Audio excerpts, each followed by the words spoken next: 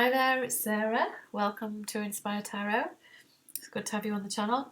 And I just wanted to wish you all a very happy Christmas or happy holidays, whatever you call it, wherever you come from. So today I kind of did something a little different because I'm still learning the tarot. I said to the spirit, I want to talk about the true meaning of Christmas. As talked about in A Course in Miracles, and so I asked the spirit to give me 3 cards, and the 3 cards that came out did actually quite surprise me, but I could see the connection straight away, and it made me laugh. I think it quite often makes me laugh, the cards that come out. The cards that I were expecting to come out were maybe, I don't know, the High Priestess and Judgment. But because I'm learning the cards and the meaning of the cards, I quite liked that these cards came out, because I probably wouldn't have picked the first 2 at all, although I can see straight away how they're good. Okay, so I'll go straight into it. So the story of Christmas. So we are taught that Christmas relates to the birth of Jesus as a historical event on the timeline. But in A Course in Miracles, Jesus says that Christmas is the remembrance of our divine self as the spirit. So it's a remembrance that we are purely mind, and the physical world is just a dream, like a break from reality, and that our eternal state is in heaven, as a formless, hard to explain spirit, because it has no physical form. We use words to describe the physical. So you can't really use words to describe the non-physical. It's quite challenging, but obviously we have to have a way to do this, because from our dualistic and physical perspective, it's hard to understand oneness and non-physical. So yeah, we have these symbols like the tarot, which are fun. And yeah, so with Christmas, Christmas essentially is the remembrance that we are just the mind, and that everybody is the Christ, not just Jesus.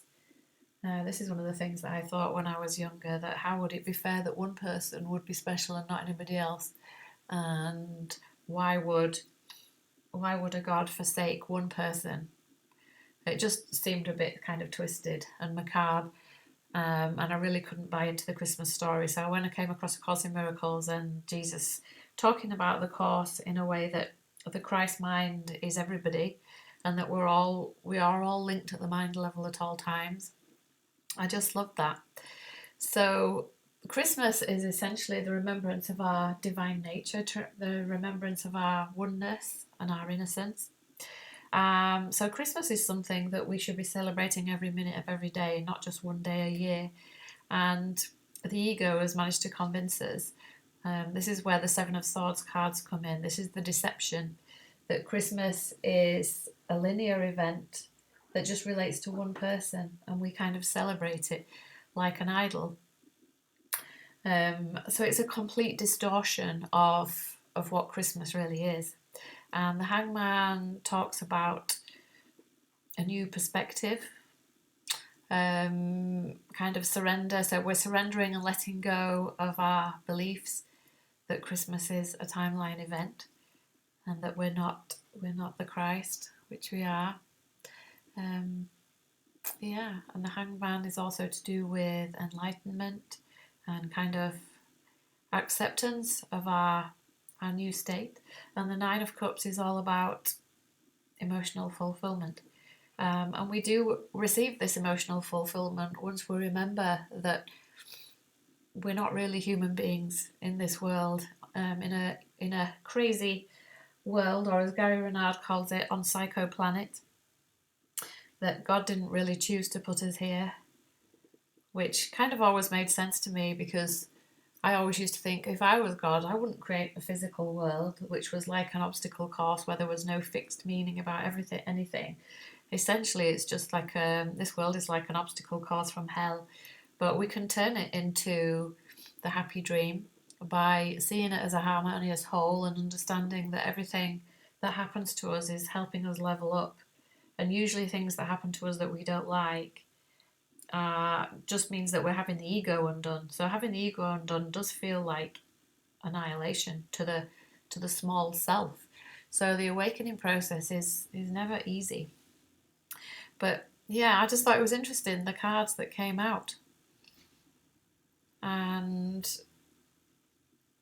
just how sweet it is to think that Christmas is something that we can just be grateful for. We can see it so differently. Yes, it takes time to see Christmas as a different thing, but we just need to kind of go within and just sink into our heart and just remember that nothing can be divided in truth.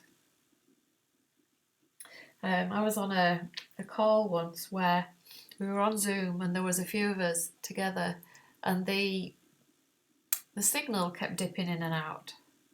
And in the end, we just decided that we would just all be together in silence and in peace. And just to remember that even though the physical can seem like things are lost and things are separate, that we can never be separate, because we're always one at the mind level. And we're all actually linked in mind. So this is why when we think of somebody, they may contact us. It's clever how it works. So nothing can ever be lost.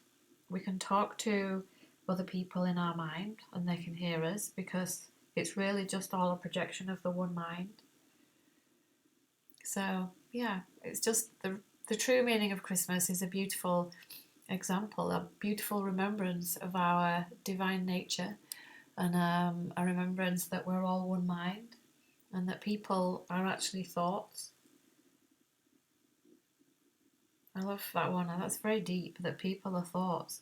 So other people act out our thoughts for us, and we get to change our thoughts if we don't like the way we interpret other people. Healing is completely perceptual. It happens at the mind level. And I've noticed this more and more, that when we heal, the more you heal the mind, the more gently you see the external world and interpret everything that's going on. The Holy Spirit sees all human behaviour as an extension of love, or a call for love, which I think is beautiful. So even if somebody is behaving unconsciously and not being very nice, it's perfectly safe to see their behaviour as a call for love, and to have compassion for them and see them as an equal, just somebody who's confused. It definitely takes the threat out of seeing the way people behave. Yes, on the timeline we may be guided to move away from them, or give them some space, or tell them how we feel, various things, but it's good to know that everything can be reinterpreted in this gentle, loving way, that we're all really one mind, and what we seem to do to somebody else we're really doing to ourselves. The external world is a mirror. It's always teaching us what we're doing. I was having this conversation with one of the guys that I talked to the other day.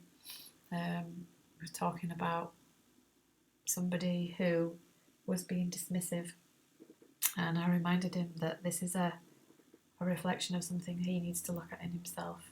The other person is acting it out for him. And I just think it's always helpful for us to remember we tend to see things outside of ourselves. This is the story we gave away, the projection. And it's more important to dial it back into ourselves and see other people as angels that are showing us what we need to heal within ourselves. When we just judge something as being external, it's not really there. It's always a message for us to see. I quite like sometimes to write things down that I think other people are doing to me that I don't like, and then the Spirit will have me flip it back on myself. Whereabouts do you do these things to yourself that are not nice? And correct them, because once we correct ourselves mistreating ourselves or not being kind or loving towards ourselves, then we notice that the external world shifts too, because the world is one giant illusion. And in the Bible, when Jesus talks about you reap what you sow and judge not, these are probably some of the most helpful teachings, because we think that the world is arbitrary, and that nothing is linked, and we can get away with doing things, and we think we're really clever, but it's not the way it works. The law of love means that we reap what we sow, and what we do to others we really do to ourselves. So it really makes sense to just be loving. So one of the beautiful things about Christmas, we get to celebrate our union, our joining as one, and we get to take the attention away from the giving and receiving. It's more about giving and receiving at the mind level. So seeing everybody as innocent, seeing everybody as perfect love, seeing everybody as doing their best, and just appreciating them for their quirks, not taking things personally. The more we purify our mind, the easier it is to love others, and the expectations of them. When we don't need it, we can just love them. When we have expectations, well, it makes it very complicated, and this is why relationships can be so complicated. But the more that we tap into this knowing that we are everything, we are perfect love, we're perfectly whole, and really these interpretations of ourselves that block us and make us feel as though we're lacking, but we can never be lacking because we are the one mind. We are Christ, and this is what Christmas is all about. So, I hope you have a wonderful day whether you're on your own. If you're on your own and you're just doing your thing, sit quietly and remember that we're all one. We're all one at the mind level, and nothing can ever be divided. There's just a crazy dream that we're always anchored in God. We're always anchored in love. We're always connected to each other. We can be lost, or we can talk to. Backs into the presence, the physical presence, and things that we give. It's about the way we give our heart and our kindness to other people and our compassion. So I hope you have a wonderful Christmas. Remember that Christmas is every minute of every day. Enjoy your celebrations with family and friends. I love you all. See you again. Bye.